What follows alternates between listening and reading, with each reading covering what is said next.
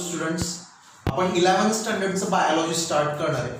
Basically तुम्ही science side निवडल्यानंतर biology हा सब्जेक्ट घेता PCB या ग्रुपसाठी, फिजिक्स केमिस्ट्री आणि biology. So PCB physics chemistry आणि बायोलॉजी हा ग्रुप कशासाठी लागतो आपल्याला, तर मेडिकल सायन्सला तुम्हाला प्रवेश मिळवायचा असेल फ्युचरमध्ये, म्हणजे ग्रॅज्युएशन तुम्हाला मेडिकल साईडने करायचं असेल, whether it may be MBBS, BMS, BDS या स्ट्रीम्समध्ये तुम्हाला जायचं असेल तर तुम्ही PCB हे सब्जेक्ट्स तुमचे कंपल्सरी सब्जेक्ट्स असतात 11th आणि 12th मधले, फिजिक्स केमिस्ट्री आणि बायोलॉजी. ते सोडून तुम्ही फार्मसी साईडला पण ऑप्ट करू शकता. आता बेसिकली 2 एंट्रन्स एक्झामिनेशन्स असतात 12th स्टँडर्डमध्ये. त्यातली फर्स्ट जी व्हेरी इम्पॉर्टंट आहे, जी कम्प्लीट इंडिया बेस्ड एक्झाम आहे, जिचं नाव आहे नीट.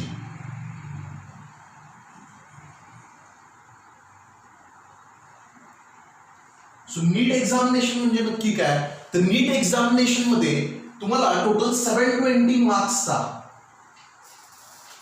पेपर असणार आहे. टोटल मार्क्स किती आहेत बघा, 720 मार्क्सचा टोटल पेपर असणार आहे. क्वेश्चन्स कसे असणार आहेत बघा, 720 मार्क्सचा पेपर असणार आहे. Total marks questions 180. क्वेश्चन्स किती असणार आहेत, 180. Questions 180 means each character will be of 4 marks. So 180 into 4 किती आहे, 720. So 180 questions टोटल विचारले जाणार आहेत. ऑब्जेक्टिव्ह टाइपचे क्वेश्चन्स असणार आहेत.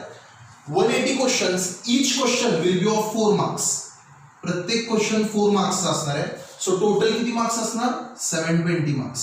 नेगेटिव्ह मार्किंग असणार आहे. प्रत्येक रॉंग आन्सरसाठी तुमचा 1 मार्क मायनस पण होणार आहे, लक्षात घ्या.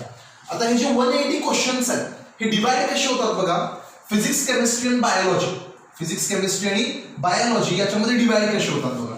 फिजिक्सचे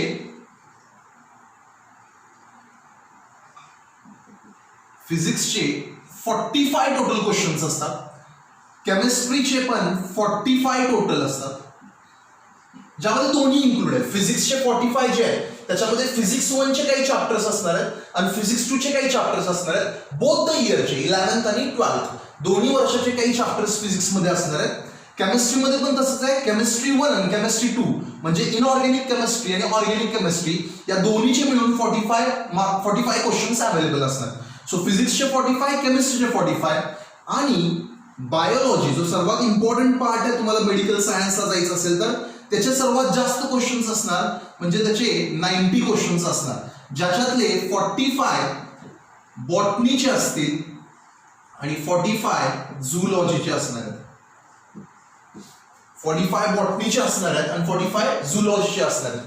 म्हणजे प्लांट किंगडमचे 45 आणि ॲनिमल रिलेटेड क्वेश्चन्स म्हणजे ॲनिमल किंगडमचे 45, असे टोटल 90 क्वेश्चन्स प्रेझेंट असतात बायोलॉजीचे. सो बघा 45 questions, 45 into 4, 45 into 4, so this will be 180, this will be 180. So 180 marks the physics, 180 marks the chemistry, and this into 4, 90 into 4, 360 marks काय असणार आहे आपल्याला, biology.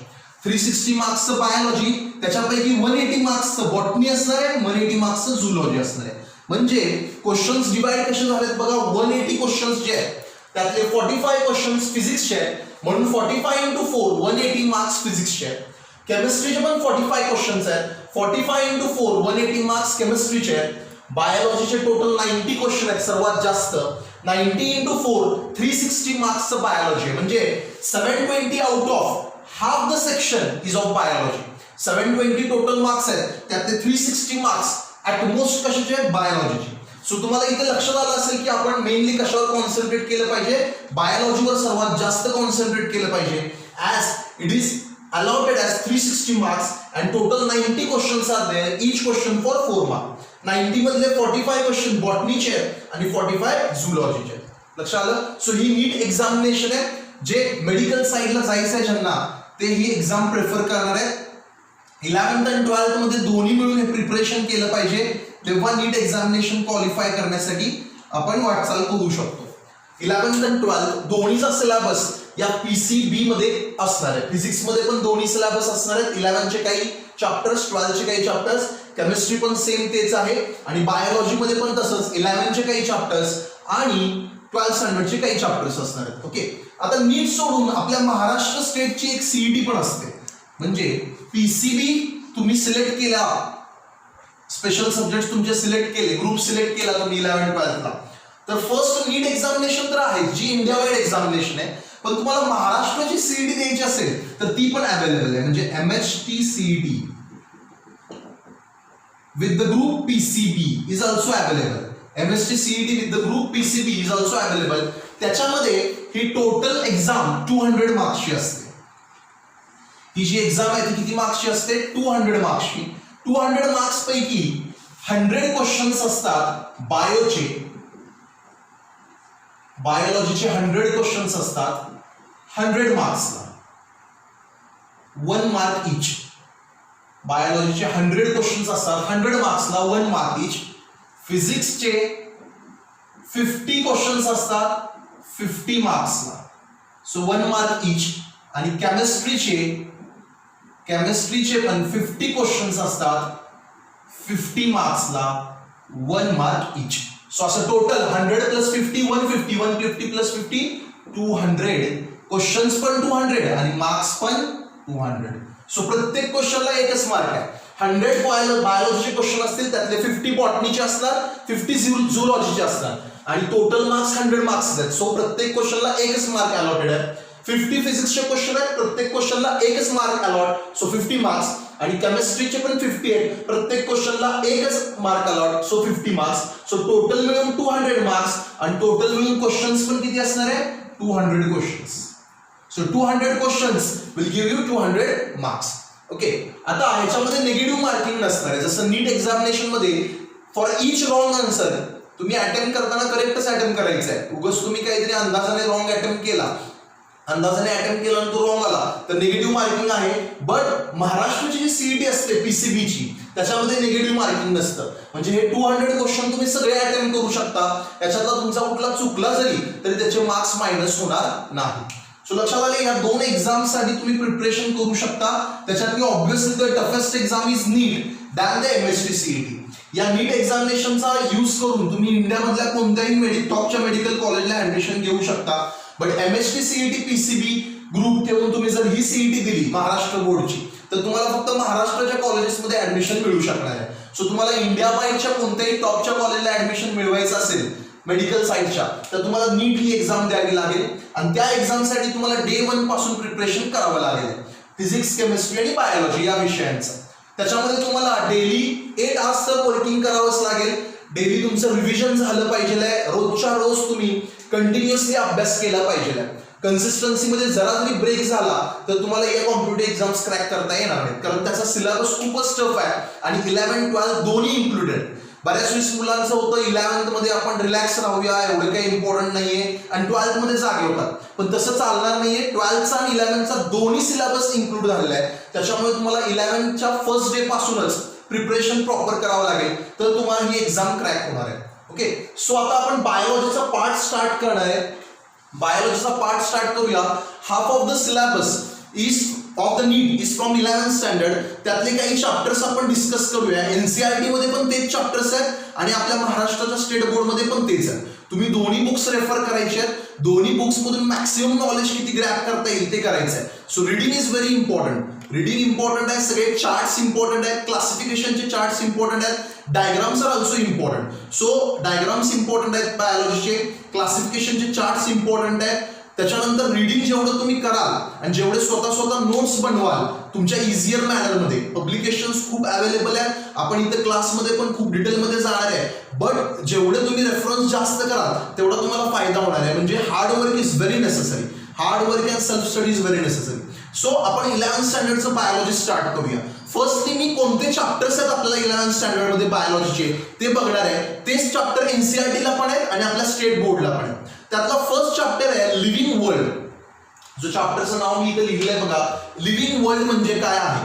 तर तुम्हाला बेसिकली 10th स्टँडर्ड पर्यंतच माहित आहे की लिव्हिंग वर्ल्ड म्हणजे काय असतं, कारण तुम्ही प्लांट किंगडम आणि ॲनिमल किंगडमचे क्लासिफिकेशन ऑफ प्लांट्स आणि क्लासिफिकेशन ऑफ ॲनिमल्स 9th आणि 10th स्टँडर्ड मध्ये शिकलेले आहे. सो लिव्हिंग वर्ल्डचा अर्थ काय, the earth is made up of both abiotic and biotic factors. तुम्हाला पण माहिती आहे अर्थवरती अबायोटिक फॅक्टर्स पण आहेत आणि त्या अबायोटिक फॅक्टर्सच्या हेल्पने काही बायोटिक फॅक्टर्स इथं सस्टेन करतात, सर्व्हाइव्ह करतात. त्यांना आपण लिव्हिंग बिंग्स म्हणतो. ओके, सो लिव्हिंग बिंग्सच्या बेसिक कॅरेक्टरिस्टिक्स काय असतात तर तुम्हाला माहिती आहे जे 6 लाईफ प्रोसेसेस आहेत त्यांनाच आपण लिव्हिंग बिंगच्या बेसिक कॅरेक्टरिस्टिक म्हणतो. म्हणजे कुठल्या? First one is nutrition.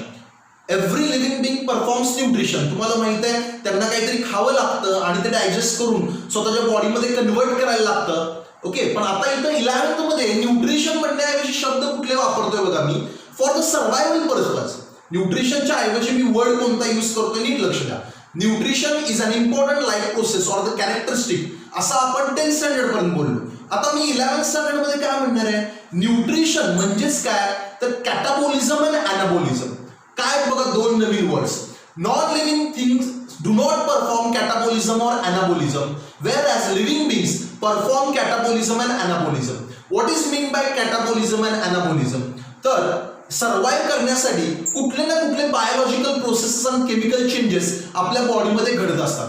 म्हणजे breaking of the molecule to give ATP and combining of a molecule to give some another molecule म्हणजे फॉर्मेशन ऑफ मॉलिक्यूल ज्याला म्हणतोय. फॉर्मेशन ऑफ मॉलिक्यूल तर होतो किंवा कधी कधी मॉलिक्यूल ब्रेक होतो. लाईक दोन कॉमन प्रोसेसेस तुम्हाला माहित आहेत. फोटोसिंथेसिस जे प्लांट्स मध्ये घडतं तिथं मॉलिक्युल्स एकत्र येतात म्हणजे कार्बन डायऑक्साईड, वॉटर हे सगळे एकत्र येतात आणि त्याच्यातून एक नवीन मॉलिक्यूल तयार होतो ज्याला आपण ग्लुकोज म्हणतोय. सो इथं काय होतंय? ब्रेकिंग होत नाहीये. इथं इन्स्टेड मॉलिक्यूल इज मेड आणि मॉलिक्यूल जेव्हा बनतो त्याला अनाबॉलिझम म्हणायचं. Means the process is called as anabolism. Anabolism is a process under metabolism where the molecule is prepared by using some other molecules. Whereas in catabolism is a type of metabolism where the molecule break out. Like आपल्या बॉडीमधलं respiration जे आहे जे माइटोकॉन्ड्रियाच्या आत घडतं ते maximum काय process आहे ती रेस्पिरेशन डिटेलमध्ये आपण शिकणार आहे. त्याचा थोडा पार्ट कसा असतो अनाबॉलिझम असतो आणि थोडा पार्ट कॅटाबॉलिझम असतो. बट इन जनरल जर एंड प्रोसेस जर आपण डिस्कस केली की स्टार्ट काय होता एंड काय होता तर तुम्हाला माहिती आहे स्टार्ट होता ग्लुकोज आणि ग्लुकोजचं ब्रेकिंग झालं आणि तयार झाला एटीपी. म्हणजे मॉलिक्यूल ब्रेक केलेलं आहे आपण. मॉलिक्यूल ब्रेक करून त्यातून एनर्जी आपण डिराईव्ह केलेली आहे. सो मॉलिक्यूल ब्रेक करून एनर्जी डिराईव्ह केली की त्या प्रोसेसला आपण काय म्हणतो कॅटाबॉलिझम. काय म्हणायचं प्रोसेसला? कॅटाबॉलिझम. सो मेटाबॉलिझम हा वर्ड म्हणजे न्यूट्रिशन आहे. म्हणजे तुम्ही जे खाताय ते पचतंय आणि तुमच्या बॉडीला यूज होत आहे. पण ते यूज होण्यासाठी काही केमिकल आणि बायोलॉजिकल प्रोसेसेस बॉडीमध्ये घडतात आणि त्या प्रोसेसला मेटाबॉलिझम म्हणायचं. आणि ते मेटाबॉलिझम दोन पार्ट मध्ये डिवाइड होतं. First is anabolism and second is catabolism. Anabolism means where the different molecules come together to prepare a new molecule and catabolism is breaking of molecule to derive an energy. Energy is derived from it. लक्षात आलं? So living बिंगची पहिली characteristic आहे nutrition म्हणजेच काय metabolism म्हणजेच काय अनाबॉलिझम आणि कॅटाबॉलिझम नावाचे दोन प्रोसेस लिव्हिंग बिंगच्या बॉडीमध्ये घडतात. नॉन लिव्हिंग मध्ये घडत नाही. So the first principle of being a living being is that anabolism and catabolism the two types of metabolism take place in the living body for performing or to derive energy. Energy मिळवण्यासाठी survive करण्यासाठी या दोन process घडतातच. लक्षात आलं? Second important principal काय आहे तर growth आहे. तुम्हाला माहित आहे लिव्हिंग बिंग्स मध्येच ग्रोथ अँड डेव्हलपमेंट दिसते. नॉन लिव्हिंग बिंग्स मध्ये ग्रोथ अँड डेव्हलपमेंट दिसत नाही. म्हणजे काय जसं आपण चाइल्डहुड स्टेज मधून टीनेज स्टेजला येतो. टीनेज स्टेज मधून अडल्टहुड स्टेजला येतो. म्हणजे आपले स्टेजेस बदलत जातात. लाईक चाइल्डहुड होतो त्यावेळेस आपल्या बॉडीमध्ये काही वेगळे चेंजेस झाले. चाइल्डहुड नंतर टीनेज एज मध्ये काही चेंजेस झाले. फायनली अडल्ट एज मध्ये काही चेंजेस होणार आहेत. म्हणजे या ज्या मेटाबॉलिझमच्या ऍक्टिव्हिटीज आपल्या बॉडीमध्ये घडतात त्या आपल्याला फक्त एनर्जी नाही देत तर एनर्जी प्लस आपल्यामध्ये त्या ग्रोथ देतात, डेव्हलपमेंट देतात. आपली बॉडी डेव्हलपमेंट होते. मग ते कोणतेही लिव्हिंग बिंग असू दे, ॲनिमल्स असो, प्लांट्स असो, त्यांच्या बॉडीमध्ये सर्व्हाइव्ह करत असताना फक्त सर्व्हायवल होत नाही तर ग्रोथ अँड डेव्हलपमेंट पण होते. ही कॅरेक्टरिस्टिक फक्त लिव्हिंग बिंग्सला लागू होते. नॉन लिव्हिंग बिंग्सला ही लागू होत नाही. लक्षात आलं? सो सेकंड कॅरेक्टरिस्टिक जी आहे तुम्हाला लाईफची प्रिन्सिपल आहे ती सेकंड कॅरेक्टरिस्टिक कोणती आहे तर growth and development are not seen in non living things where as they are seen in living beings. From the birth onwards तुमचा जन्म झाल्यापासून तुमच्या बॉडीमध्ये काही चेंजेस व्हायला सुरुवात होतात आणि काही टेंडन्सीज असतात चेंजेसच्या आणि त्या होत राहतात. त्यालाच आपण म्हणतोय growth is occurring in your body.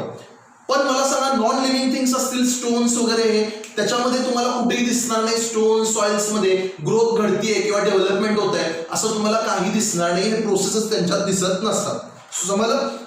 So तुमच्या बॉडीचं इफेक्टिव्ह वर्किंग होण्यासाठी जे जे बॉडीमध्ये चेंजेस होत राहतात आणि त्यानुसार तुमची ग्रोथ होत जाते, डेव्हलपमेंट होत जाते, हे फक्त लिव्हिंग बिंगच्या कॅरेक्टरिस्टिक मध्ये होतं. बट ह्याला लिमिटेशन्स आहेत. मला सांगा, ग्रोथ अँड डेव्हलपमेंट ही जी लिव्हिंग बिंगची कॅरेक्टरिस्टिक आहे ती लिमिटेड आहे का अनलिमिटेड आहे? तर ती लिमिटेड आहे. लक्षात घ्या, अनलिमिटेड नाहीये. आपण या अर्थवरती एक्झिस्ट करतोय. प्रत्येक लिव्हिंग बिंग हा काय होणार आहे? डेथकडे जाणार आहे. म्हणजे काय? त्याचे जे डेव्हलपमेंट झालेत ऑर्गन्सचे, टिश्यूजचे, काही आत मेटाबॉलिक ऍक्टिव्हिटीज घडतायत. त्या metabolic activities by ageing slow and steady होत जातात. म्हणजे हळूहळू त्या कमी होत जातात. फॉर एक्झाम्पल, तुम्हाला माहित आहे तरुण असताना, यंग असताना आपल्याला डायजेशन इझी होतं. पण ओल्ड पीपलचं, एजिंग झालेल्या पीपलचं, म्हाताऱ्या लोकांचं डायजेशन परफेक्ट होतं का? नाही होत. म्हणजे त्यांचे जे लाईफ प्रोसेस आहेत ते प्रॉपरली आता वर्क करत नाही. हळूहळू त्यांचे टिश्यूज आणि ऑर्गन्स काय होत चालले? एजिंग होत चाललंय. त्यांचं टिश्यूज ओल्ड होत चालले. म्हणजे ग्रोथ ही लिमिटेड असते, ग्रोथ ही अनलिमिटेड नसते. ग्रोथ लिमिटेड असल्यामुळेच लाईफला एंड आहे. आणि लाईफला एंड असल्यामुळे नवीन एक लाईफ प्रोसेस येते की लाईफमध्ये कंटिन्युटी ठेवायची असेल तर रिप्रोडक्शन इम्पॉर्टंट आहे. सो बघा, नेक्स्ट लिव्हिंग बिंगची कॅरेक्टरिस्टिक कुठली आली? रिप्रोडक्शन. हे प्रिन्सिपल खूप इम्पॉर्टंट आहे. जसं मी तुम्हाला म्हटलं, growth and development is not unlimited, it is limited. Up to certain age only the growth and development takes place. After that the tissues and organs start degrading. Slowly and steadily degrade होत जातात आणि ageing होत जातं त्यांचं. आणि finally त्यांचं functioning poor होत जातं. जेव्हा फंक्शनिंग पूर्णपणे बंद पडणार, कुठला तरी ऑर्गन खराब झाला, कुठले तरी टिश्यूज खराब झाले आणि फंक्शनिंग होतच नाही, तेव्हा आपण डेथकडे गेलो. कशाकडे गेलो? डेथकडे. आणि डेथ झाल्यानंतर मग या आतवरची सगळी लिव्हिंग बिंगची क्रिचर जे आहे ते संपणार का? तर नाही संपणार. डेथ होती म्हणूनच एक सेपरेट कॅरेक्टरिस्टिक लिव्हिंग बिंग्सला आलेली आहे, ती आहे रिप्रोडक्शन.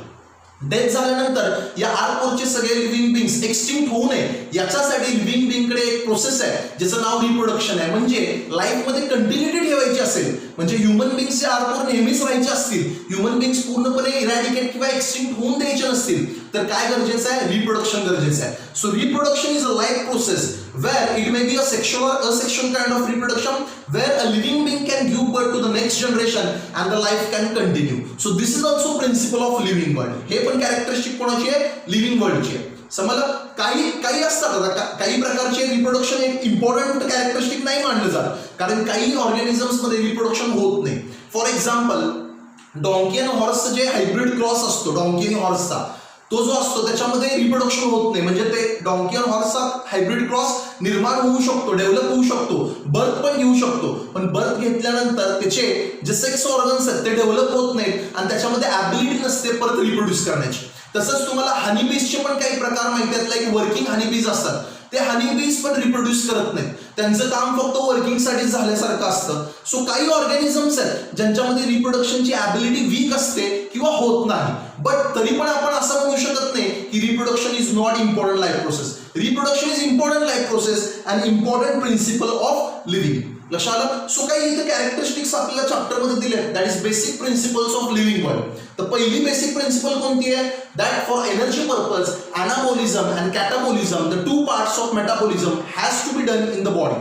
हे दोन्ही घडणं गरजेचं आहे. Secondly, growth and development is also important. Birth onwards आपली ग्रोथ अँड डेव्हलपमेंट होत जाते. आपली लाईफ स्टेजेसमध्ये डिवाइड होती. लाईक ह्युमन बिंग्स आणि ॲनिमलचं बोललं स्वतःचं, तर childhood changes, teenage changes, adulthood changes अशा होत राहतात. सो ह्याला ग्रोथ अँड डेव्हलपमेंट म्हणतो. नंतर बेसिक प्रिन्सिपल आपण काय बोललो? तर growth and development he permanent आहे का किंवा अनलिमिटेड लाईफ स्पॅनला होते का? टाइम स्पॅन त्याचा काय आहे? तर अनलिमिटेड टाइम स्पॅन नसतो, इन्स्टंट लिमिटेड टाइम स्पॅन असतो. म्हणजे ग्रोथ अँड डेव्हलपमेंट एक ठराविक काळापर्यंतच होती, त्याच्यानंतर हळूहळू एजिंग स्टार्ट होतं आणि ऑर्गन्स हळूहळू खराब होत जातात. लक्षात आलं? टिश्यूज खराब होतात आणि आपण डेथकडे जातो. मग डेथकडे गेलो तर सगळे लिव्हिंग बिंग्स काय होतील? एक्सटिंक्ट होतील ना. मग एक्सटिंक्ट होऊ नये म्हणून एक एक्स्ट्रा लाईफ प्रोसेस किंवा एक्स्ट्रा कॅरेक्टरिस्टिक्स लिव्हिंग बिंग्स मध्ये असते की त्यांची लाईफ कंटिन्यू होण्यासाठी, त्यांच्या स्पीसीजची लाईफ कंटिन्यू होण्यासाठी. लाईक इथे एलिफंट्स आज अर्थवरती आहेत, ह्युमन बिंग्स अर्थवरती आहेत. मग यांचं एक्झिस्टन्स अर्थवरती खूप वर्षापासून आहे. मग ते कसं राहिलं एक्झिस्टन्स? तीच लोक आहेत का आता? तर नाही, आता नवीन लोक आहेत. मग जनरेशन्स तयार कसे झाले? तर रिप्रोडक्शनने झाले. म्हणजे लाईफमध्ये कंटिन्युटी येण्यासाठी reproduction is very important life process. It may be asexual or sexual reproduction. Okay, but reproduction completely cannot be considered as important characteristic because some living beings like mules ज्याला म्हणतो आपण, mules म्हणजे कोण असतात तर mules असतात, sterile honeybee workers असतात. mules म्हणजे crossbreed of donkey and horse. ते कधी कधी रिप्रोडक्शन करू शकत नाही, त्यांच्यात ॲबिलिटी कमी असते, बट तरी पण आपण रिप्रोडक्शनला असं म्हणू शकत नाही की ती इम्पॉर्टंट कॅरेक्टरिस्टिक नाही, बऱ्यापैकी ती पण इम्पॉर्टंट कॅरेक्टरिस्टिक असते. सो समजलं तुम्हाला हे, या काही लिव्हिंग बिंग्सच्या इम्पॉर्टंट कॅरेक्टरिस्टिक आपण इथे डिस्कस केलेल्या आहेत. थर्मल चेंजेस जसे होतात आजूबाजूला, लिव्हिंग बिंग्सकडे स्टिम्युलस असतो. बघा अजून एक इम्पॉर्टंट लाईफ प्रोसेस मी सांगतो ज्याच्यावरून आपण लिव्हिंग बिंगचे कॅरेक्टरिस्टिक सांगू शकतो, ते म्हणजे आपल्या आजूबाजूला होणारे biological changes, thermal changes, environmental changes, climatic changes, त्याला लिव्हिंग बिंग रिस्पॉन्ड करू शकतात. म्हणजे आपल्या ऑर्गन्सचा यूज करून आपण त्याला रिस्पॉन्ड करू शकतो. म्हणजेच आपल्यात कंट्रोल अँड कोऑर्डिनेशन असतं, आपल्याला स्टिम्युली असतो, आपण एन्व्हायरमेंटचा स्टिम्युली कलेक्ट करू शकतो. वेगवेगळे सिस्टम आहेत, लाईक ह्युमन बिंग मध्ये स्टिम्युली कलेक्ट करायची नर्वस सिस्टम आहे. सो तो स्टिम्युली आपण कलेक्ट करून रिॲक्ट करू शकतो. सो ही जी कॅरेक्टरिस्टिक आहे for reacting the thermal changes, like thermal change आजूबाजूला काय झालं, आता सपोज उन्हाळा चालू आहे, गरमी खूप आहे, तर थर्मो रिसेप्टर्स आहेत आपल्या स्किन मध्ये जे ट्रॅप करतात हीट आणि आपल्याला टेम्परेचर सेन्स करायला लावतात की खूपच गरम होत आहे, खूप ऊन जास्त आहे, समजलं. सो असे थर्मल चेंजेस असतील साईड बाय, बायोलॉजिकल चेंजेस असतील, काही मुवमेंट्स होत असतील साईड बाय, ते आपण सगळे सेन्स करू शकतो. केमिकल चेंजेस होत असतील ते पण सेन्स करू शकतो. हे फक्त बायोलॉजिकल वर्ल्डला जमतं, म्हणजेच लिव्हिंग बिंग्सला जमतं. Non living beings cannot perform this. So आता मी जे सगळं डिस्कस केलं हे लिव्हिंग वर्ल्डच्या कॅरेक्टरिस्टिक्स होत्या. आता आपण नेक्स्ट डिस्कशन करणार आहे.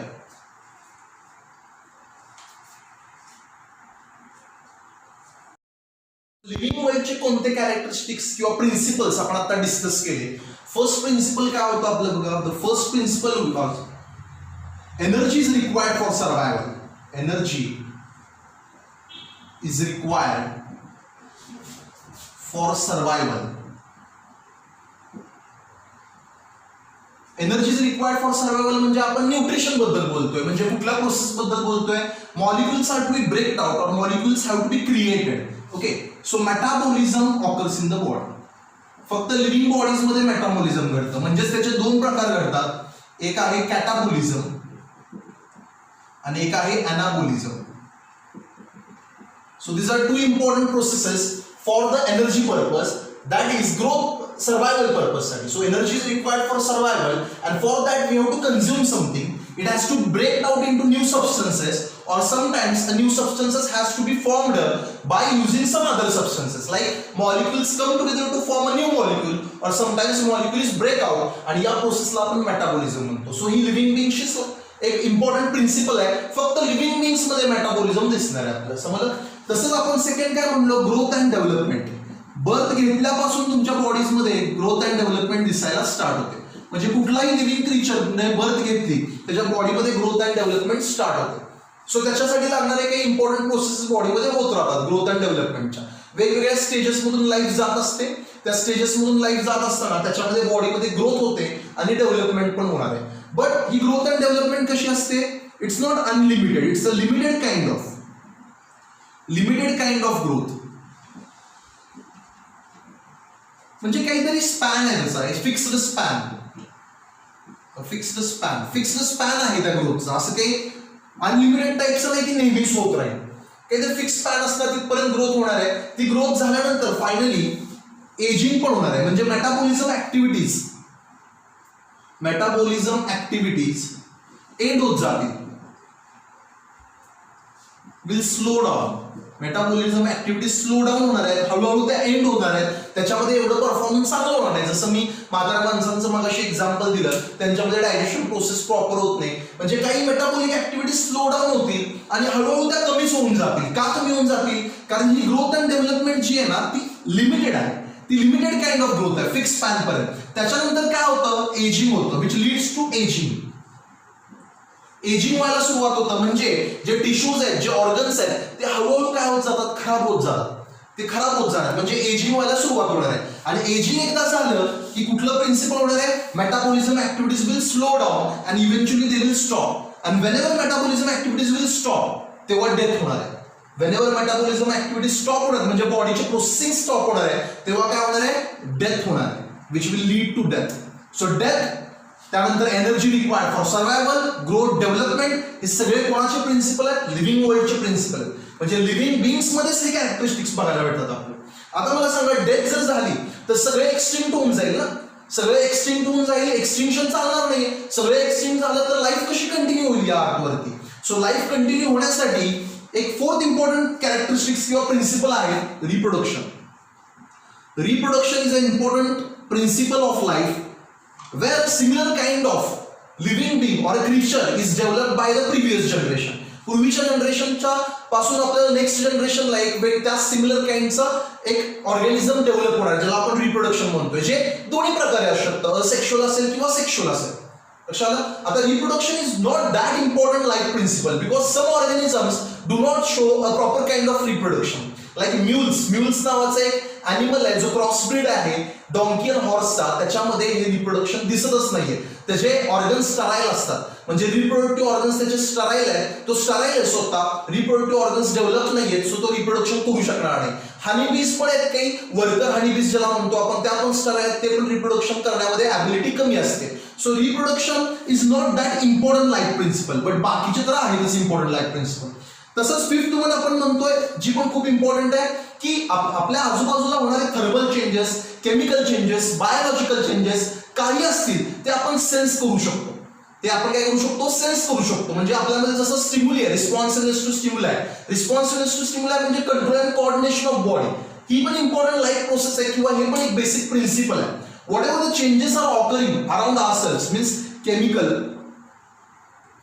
केमिकल, थर्मल, बायोलॉजिकल, सो कोणतेही चेंजेस असतील आपल्या आजूबाजूला, जे चेंजेस घडतात, केमिकल असतील, थर्मल असतील, बायोलॉजिकल असतील, ते आपण सेन्स करू शकतो.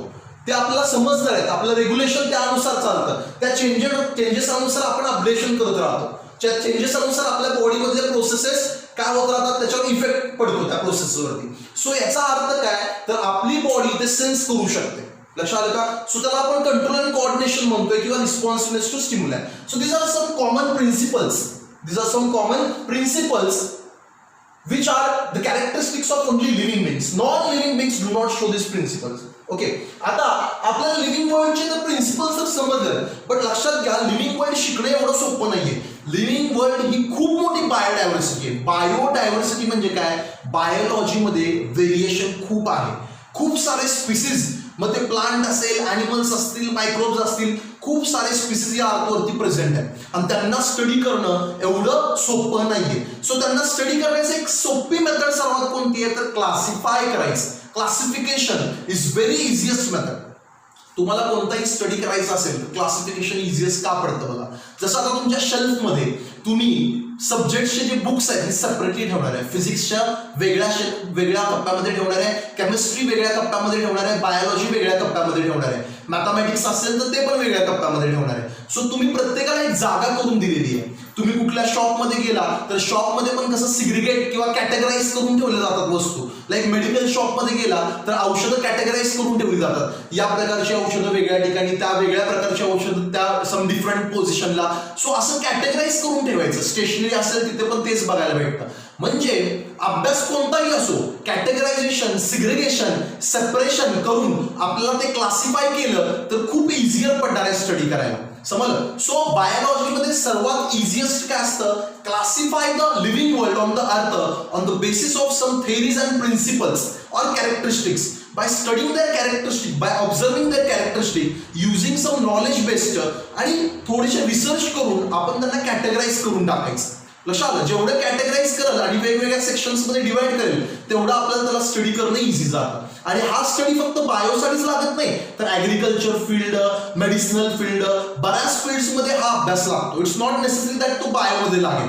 म्हणजे हा रिसर्च का करायचा असतो असा तुम्हाला प्रश्न पडेल. काय गरज पडली आहे बाकीच्या वर्ल्ड बद्दल जाणून घ्यायची? आपण फक्त ह्युमन बिंगच्या बायोलॉजी बद्दल शिकूया बस झालं, असं नाहीये. आपल्याला सगळ्याची बायोलॉजी शिकणं गरजेचं आहे. डीएनए असतील, काय असतील, इव्होल्युशन थेरीसाठी पण ते गरजेचं आहे. आपण जर दुसऱ्या ऑर्गॅनिझम्सला डिटेलमध्ये स्टडी केलं तर समजेल की आपण कसं इव्हॉल्व्ह झालोय, लाईफवर अर्थ कशी आलेली आहे. समजलं. सो डिफरंट मेडिसिनल फील्ड्समध्ये जे वेगवेगळे आपला मेडिसिनल फील्ड्स असतील, बायोटेक्नॉलॉजी फील्डचा यूज करतो आपण, मेडिसिन्स तयार करतो तिथं त्याचा यूज होणार आहे, ऍग्रिकल्चर फील्डमध्ये यूज होणार आहे. सो सगळ्या फील्डमध्ये या बायोलॉजीच्या क्लासिफिकेशनचा यूज होणार आहे, इंडस्ट्रीजमध्ये होणार आहे.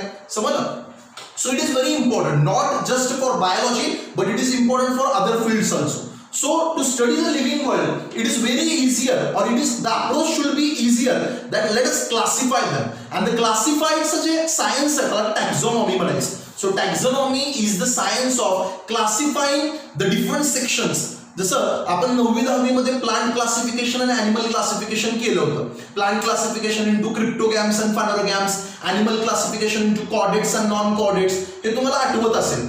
सो असं क्लासिफिकेशन करून त्यांचे कॅरेक्टरिस्टिक स्टडी करून आपण डिटेलमध्ये जायचं आहे, तर ते दुसऱ्या फील्ड्समध्ये पण यूज होईल. आणि त्या क्लासिफिकेशनसाठी आपण यूज काय केलं बघा, कॅटेगरायझेशन कसं केलं, तर कॅटेगरीज यूज केल्या. Kingdom, this were categories, kingdom, sub kingdom, तुम्हाला आठवत असतील या कॅटेगरीज होता बघा, किंगडम, सब किंगडम. त्याच्यानंतर आपण डिव्हिजन किंवा फायलम म्हटलं. शक्यतो प्लांटच्या बाबतीत डिव्हिजन म्हटलंय, ॲनिमलच्या बाबतीत फायलम म्हटलं. त्याच्यानंतर सब फायलम असेल, क्लास असेल, क्लास यूज करतोय आपण, क्लास, ऑर्डर. सो असे कॅटेगरीज आहेत.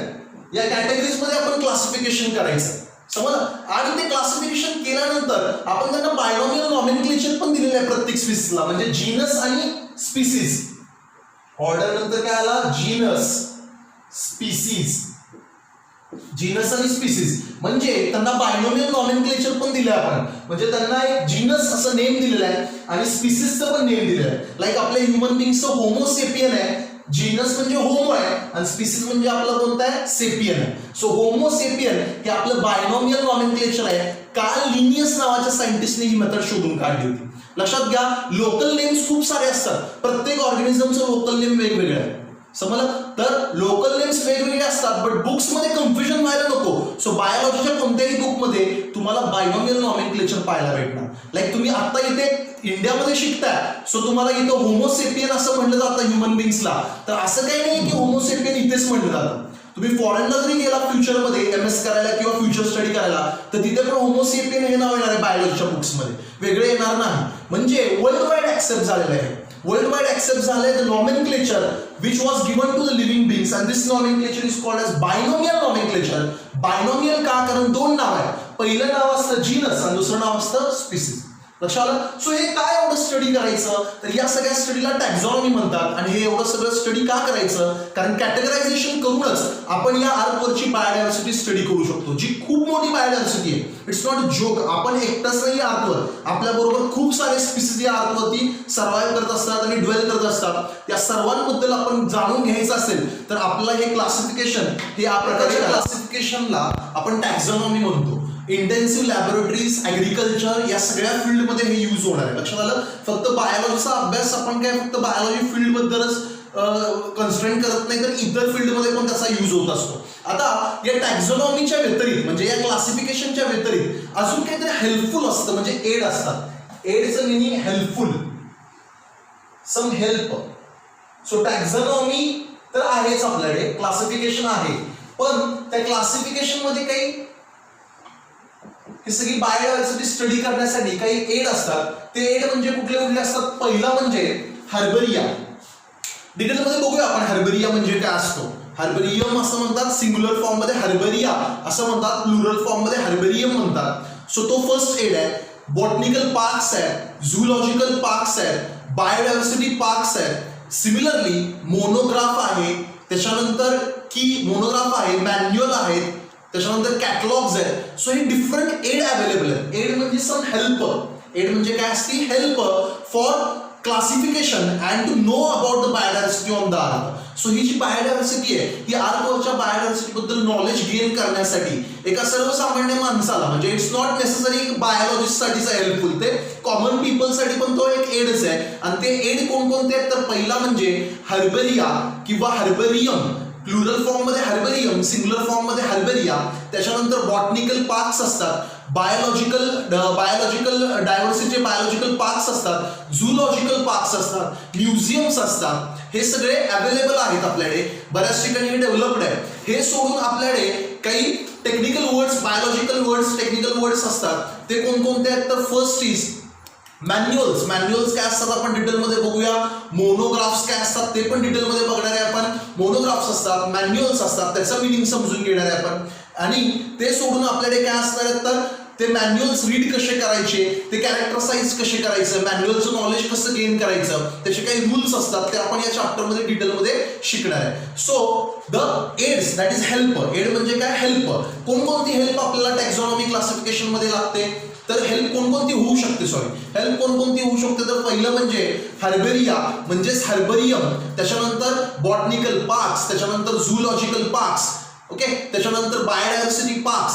हे सगळे हेल्प आहेत आपल्यासाठी. हे हेल्प आपण क्रिएट करून ठेवलेले आहेत जेणेकरून आपण नॉलेज गेन करू शकतो रिगार्डिंग द बायोडायव्हर्सिटी. हे सोडून काही दुसऱ्या प्रकारचे पण काही एड आहेत. ते आहेत मॅन्युअल्स आहेत, कॅटलॉग्स आहेत, मोनोग्राफ्स आहेत. मॅन्युअल, कॅटलॉग्स, मोनोग्राफ्स हे पण काही वेगळ्या प्रकारचे आपल्याकडे एड अवेलेबल आहे. सो एक एक एड आपण डिटेलमध्ये स्टडी करणार आहे आता. तर पहिला एड म्हणजे कुठला आहे तर हर्बेरियम. हर्बेरियम किंवा सिंग्युलर फॉर्म मध्ये त्याला आपण हर्बेरिया म्हणतोय.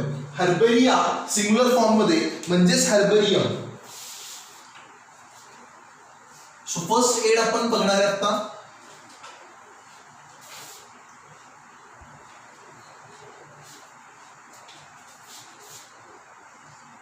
The first aid or the help for studying the classification or to know the detailed knowledge of biodiversity, the first aid available is herbarium. काय म्हणायचं त्या फर्स्ट एडला हर्बेरियम. सिंग्युलर फॉर्म मध्ये त्याला herbaria असं म्हटलं जातं, प्लुरल फॉर्म मध्ये त्याला हर्बेरियम असं म्हटलं जातं. शक्यतो हर्बेरियम ही टर्म तुम्ही जेव्हा लॅबोरेटरीज मध्ये जाता, बऱ्याच ठिकाणी लॅबोरेटरीज मध्ये स्पेसिमन्स स्टोअर केले जातात. लाईक केमिस्ट्रीच्या लॅबमध्ये तुम्हाला काय दिसणार आहे तर टेस्ट ट्यूब्स असणार आहेत, डिफरंट केमिकल्सचे बॉटल्स असणार आहेत, डायल्यूट सोल्युशन्स असतील, कॉन्सन्ट्रेटेड सोल्युशन्स असतील, त्यानंतर थर्मामीटर असेल. सो हे वेगवेगळे केमिकल ॲपॅरेटस प्रेझेंट असणार आहेत. फिजिक्सच्या लॅबमध्ये पण वेगवेगळे ॲपॅरेटस असतील, लाईक पोटेन्शियोमीटर असणार आहे, ॲममीटर असणार आहे, व्होल्टमीटर असणार आहे. हे वेगवेगळे फिजिक्स रिलेटेड ॲपॅरेटस आहेत. तसं तुम्ही एखाद्या बायोलॉजिकल लॅबमध्ये गेला तर काही स्पेसिमन स्टोर्ड असतात. मग ती झूलॉजीची लॅब असेल किंवा बॉटनीची लॅब असेल. 11th स्टँडर्डमध्ये तुम्हाला लॅबोरेटरी अवेलेबल असणार आहे बायोलॉजीमध्ये. झूची वेगळी लॅब असेल, झूलॉजीची, जिथे ॲनिमलचे स्पेसिमन्स ठेवले जातात, आणि बॉटनी जिथं प्लांटचे स्पेसिमन ठेवले जातात. तर herbarium is nothing but a specimen of plant. Dry झालेलं प्लांट जे आहे, म्हणजे आता प्लांटला मला प्रिझर्व करायचं आहे तर एखादं ड्राय झालेलं प्लांट आपण कलेक्ट करतो. फॉर एक्झाम्पल जसं तुम्ही लीफ वगैरे ठेवता बुकमध्ये तसं ते प्रिझर्व करून ठेवलं जातं. तसं इथे काय केलं जातं तर एक ड्राय झालेलं प्लांट जे आहे ते माउंट केलं जातं. लीव्स असतील ड्राय झालेल्या किंवा प्लांट असेल एंटायर प्लांट, ते एका कार्डशीट वरती माउंट केलं जातं आणि ते प्रिझर्व करून ठेवलं जातं. आणि त्याच्या एका कोपऱ्याला लेबलिंग केलं जातं, म्हणजे हे प्लांट कुठे आढळतं, या प्लांटचं क्लासिफिकेशन काय, या प्लांटचं नाव काय आहे, याचं लोकल नेम काय, म्हणजे ह्याला इन जनरल तिथली लोक काय म्हणून बोलवतात, किंवा त्याच्या पेक्युलर कॅरेक्टरिस्टिक्स काय, त्याच्याबद्दलचे वेगवेगळे कॅरेक्टरिस्टिक्स काय. पेक्युलर म्हणजे वेगळ्या कॅरेक्टरिस्टिक्स, त्याची युनिक कॅरेक्टरिस्टिक्स आणि बाकीच्या कॅरेक्टरिस्टिक्स, त्याचा हॅबिटॅट कसा असतो, हे डिटेल्स तिथे अवेलेबल असतात. सो ते कार्डशीट वरती माउंट केलं जातं. कार्डशीट वरती एक ड्राय पीस जो असतो कशाचा, त्या प्लांटचा, तो माउंट केला जातो आणि प्रिझर्व केला जातो. त्याला आपण हर्बेरियम म्हणतो. काय म्हणतो, हर्बेरियम.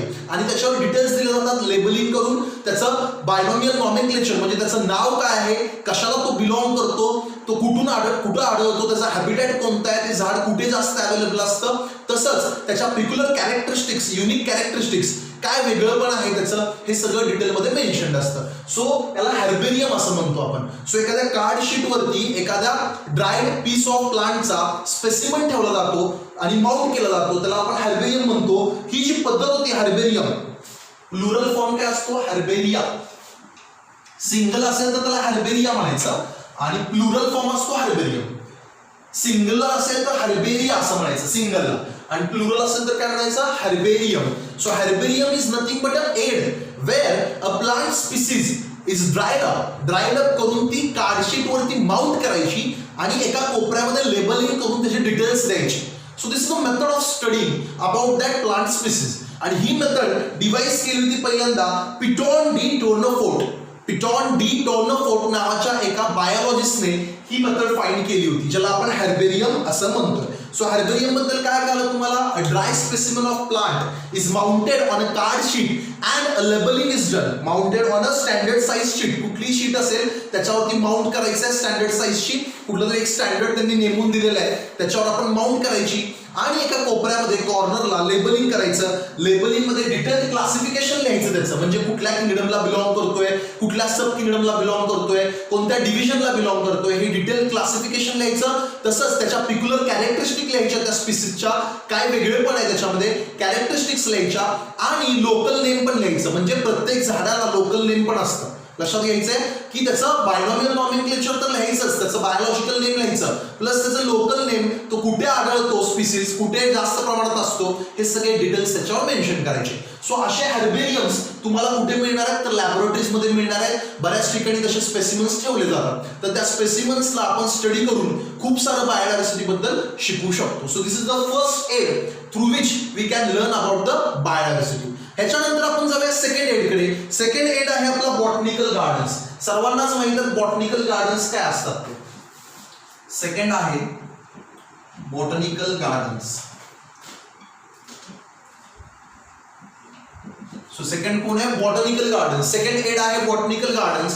बॉटनिकल गार्डन्स म्हणजे काय असतात? तर प्लांट स्पीसीज ला एक कम्युनिटी, प्लांट स्पीसीजची कम्युनिटी आहे ती प्रिझर्व करून ठेवली असते, त्याला आपण बॉटनिकल गार्डन म्हणतो. म्हणजे तुम्ही कॉलेजेसमध्ये वगैरे पण छोटे छोटे बॉटनिकल गार्डन्स बघू शकता, जिथं वेगवेगळे प्लांट स्पीसीज अवेलेबल आहेत आणि त्याच्यावर लेबलिंग करून ठेवलं जातं, त्यांचं बायोनॉमियल नॉमेनक्लेचर केलं जातं, नाव सायंटिफिक नेम लिहिलं जातं, बायोलॉजिकल सायंटिफिक नेम, तसंच त्याचे कॅरेक्टरिस्टिक्स वगैरे मेन्शन केले जातात. सो असे तुम्हाला कुठल्याही बॉटनिकल गार्डन मध्ये अवेलेबल होणार आहेत. बरेचसे बॉटनिकल गार्डन अवेलेबल आहेत इंडियामध्ये, पण काही खूप मोठे आहेत जिथे खूप सारे प्लांट स्पीसीज प्रिझर्वड आहेत आणि काही म्हणजे लिव्हिंग स्पीसीज आहेत. ते बॉटनिकल गार्डन मध्ये काय डेड झालेले स्पीसीज नसतात, प्लांटचे लिव्हिंग स्पीसीज आहेत. मोठे मोठे झाडं कॉन्झर्व करून ठेवलेले असतात आणि त्यांचं लेबलिंग करून कॉमन पीपलला पण त्याच्याबद्दलचं नॉलेज गेन व्हावं की नक्की त्याचं बायोलॉजिकल नेम काय आहे, त्याची कॅरेक्टरिस्टिक काय आहे, अशा प्रकारच्या प्रिझर्वेशनला आपण बॉटनिकल गार्डन म्हणतो. Compulsory it belongs to plant. So herbarium was also preservation of plants,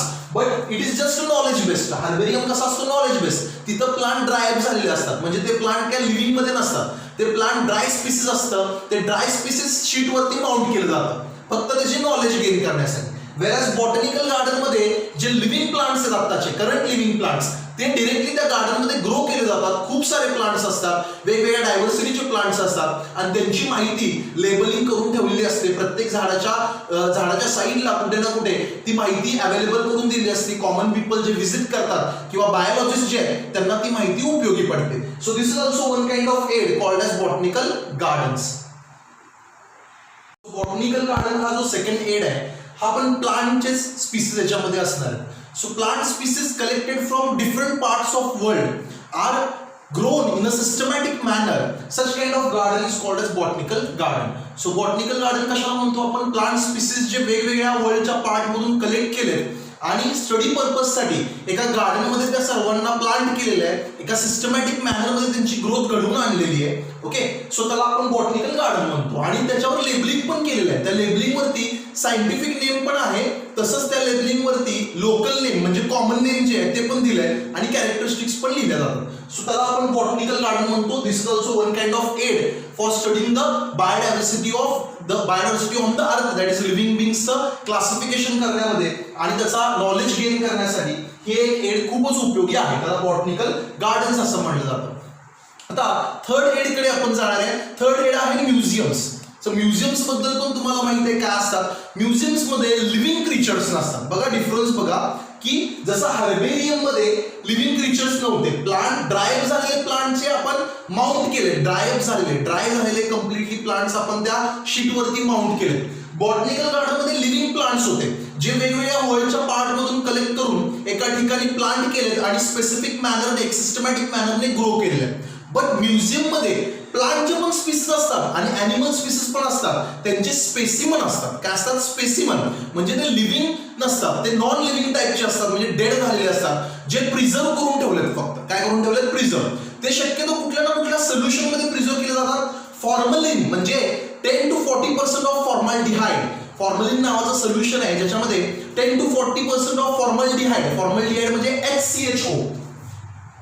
HCHO म्हणजेच फॉर्मल्डिहाइड HCHO हा फॉर्मल्डिहाइड आहे, हा यूज केला जातो. याचे 10 to 40% जे सोल्युशन बनवलं जातं त्याला आपण फॉर्मलिन म्हणतो. त्या सोल्युशन मध्ये हे स्पेसिमन्स काय केले जातात, प्रिझर्व करून ठेवले जातात. कधी कधी जर ॲनिमल्स खूपच मोठे असतील, लाईक मॅमल्स, बर्ड्स असतील, तर त्यांच्या स्किन मध्ये काही वेगळ्या प्रकारचे मटेरियल स्टफ करून ते प्रिझर्व केलं जातं. म्हणजे व्हेल असेल मोठी किंवा काही मॅमल्स असतात, एलिफंट्स असतील, हे जर मला म्युझियम मध्ये ठेवायचे असतील, लाईक मॅमॉथ्स ठेवायचे असतील किंवा वेगवेगळ्या प्रकारचे ॲनिमल्स आहेत जे या अर्थवरती आता राहिले नाहीत, एक्सटिंक्ट झालेत आणि त्यांच्याबद्दल स्टडी करायला आपल्याला डिफिकल्टी जाते कारण ते आज प्रेझेंट नाहीये. मग अशा ॲनिमल्सचे जे पार्ट्स आहेत बॉडीचे ते प्रॉपर मॅनरने त्यांनी काय करून ठेवलं, प्रिझर्व करून ठेवलं, त्याला आपण म्युझियम्स म्हणतो. सो म्युझियम मध्ये दोन्ही प्लांट ॲज वेल एज ॲनिमल, दोन्ही प्रकारचे जे लिव्हिंग बिंग्स आहेत त्यांचे स्पेसिमन्स प्रिझर्व केले जातात, जे डेड असतात, जे की लिव्हिंग नसतात. फक्त प्रॉपर मॅनरचं मॅनेजमेंट तिथं लागतं म्युझियम मध्ये, जेणेकरून ते प्रिझर्वेशन चांगल्या प्रकारे होणार आहे आणि व्हिजिटर्स जे येतात त्यांना त्याची नॉलेज कंप्लीट भेटेल. कारण म्युझियम मध्ये जिथे हे प्रिझर्व केलं जातं तिथेच खाली लेबल करून सगळी इन्फॉर्मेशन त्यांची दिलेली असते, त्याला आपण म्युझियम म्हणतो. So museum is the collection of the specimens of plants and animals and they are preserved, usually preserved in the formalin. Formalin is nothing but 10 to 40% solution of formaldehyde in which they remain preserved and for the study purpose it is done. If the mammals are very huge, खूप मोठे मोठे प्राणी असतील तर त्यांची जी skin आहे ती मला प्रिझर्व करून ठेवायची आहे, त्यामुळे त्यांच्या बॉडीच्या आत काही गोष्टी स्टफ करून ठेवल्या जातात, लाईक कॉटन वगैरे असेल ते स्टफ करून त्यांच्या बॉडीमध्ये ठेवलं जातं आणि ते स्ट्रक्चर तसं तयार करून ठेवलं जातं, जेणेकरून ते ॲज इट इज दिसावं आणि लोकांना ते नॉलेज गेन करता यावं. सो अशा प्रकारचे म्युझियम्स पण बरेचसे अवेलेबल आहेत. ते म्युझियम्स पण एक एड आहे. म्युझियम्स थर्ड वन लिहितो मी इथं. थर्ड एड कोणता आहे, म्युझियम्स. वर्ल्ड वाईड भरपूर म्युझियम्स प्रेझेंट आहेत. या म्युझियम्सला नॅचरल म्युझियम्स म्हणायचं कारण तिथे नॅचरल थिंग्स ठेवले जातात, especially the plants and animals specimens ठेवले जातात, जे डेड झाले त्यांना प्रिझर्व करून प्रॉपर सोल्युशन मध्ये ठेवलं जातं. आणि मोठ्या ॲनिमल्स असतील तर त्या मोठ्या ॲनिमलच्या स्किन मध्ये काही गोष्टी स्टफ केल्या जातात, स्टफ करून ते त्या प्रकारे प्रिझर्व केलं जातं. सो ह्याला आपण म्युझियम्स म्हणतो. This is the third aid. Museum हे थर्ड एड आहे. It is a collection of preserved plants and animal specimens which are kept there so that the knowledge can be distributed among the biologists and the common people. So museum मध्ये visit केल्यावर तुम्हाला plants and animal चे specimens पाहायला भेटणार आहेत, जे formalin या solution मध्ये शक्यतो ठेवले जातात. फॉर्मल्डिहाइडचा 10 to 40% जे सोल्युशन असतं त्याला फॉर्मलिन म्हणतात आणि त्याच्यामध्ये हे ठेवले जातात. ते सोडून शेल्स पण असतात, काही इन्सेक्ट्स पण अवेलेबल असतात, शेल्सचे पण कलेक्शन असतात, इन्सेक्ट्सचे असतात, काही बॉक्सेस मध्ये ठेवलं जातं आणि लेबलिंग करून त्याची माहिती पण दिली जाते.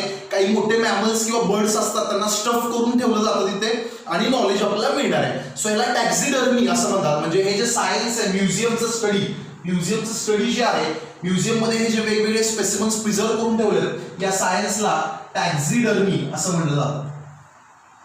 या सायन्सला काय म्हणलं जातं, taxidermy means the specimens of the plants and animals which are preserved in the museums are the science of this thing is called as taxidermy. म्हणजे हे जे सायन्स आहे प्रिझर्वेशनचं, या सायन्सला टॅक्झिडर्मी असं म्हटलं जातं. सो आपल्याला म्युझियम एक हबच म्हणू शकतो आपण बायोडायव्हर्सिटीचा, जिथं वेगवेगळ्या प्रकारची बायोडायव्हर्सिटी तुम्हाला बघायला भेटेल. प्रेझेंटच नव्हे तर एक्सटिंक्ट झालेल्या ॲनिमल्स अँड प्लांट्स बद्दलचं नॉलेज पण तुम्हाला म्युझियम मध्ये मिळणार आहे. So it is a great hub of biodiversity as we can gain knowledge about not only present living world on the earth but also which has been extincted previously. त्यांची information पण आपल्याला museum मध्ये मिळणार आहे. ते जे सगळे प्रकारचे ऑर्गॅनिक मॅटर त्यांचा कलेक्ट झालेला आहे, मग बोन्स असतील, बोनचे मोठे मोठे स्केलेटन्स असतील, हे प्रॉपर मॅनरने तिथं प्रिझर्व करून ठेवले जातात. काही सोल्युशन्सचा वापर केला जातो जेणेकरून ते डिके होऊ नये आणि मायक्रो ऑर्गॅनिझम्समुळे त्यांचं डिकम्पोजिशन होऊ नये, या प्रकारे त्यांनी ते प्रिझर्व करून ठेवलेलं असतं. सो या सायन्सला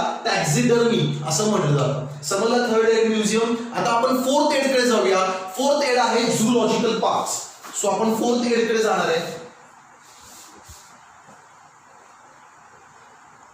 सो फोर्थ एड आहे zoological parks.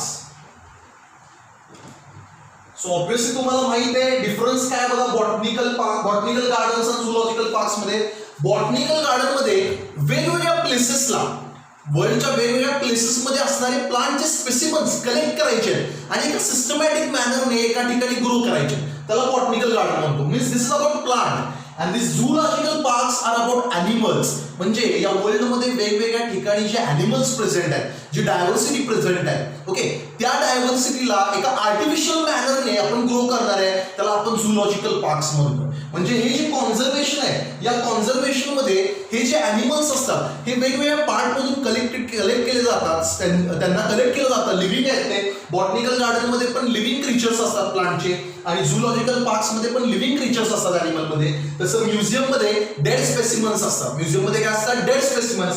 Herbaria is also dead specimen of plant, लक्षात घ्या.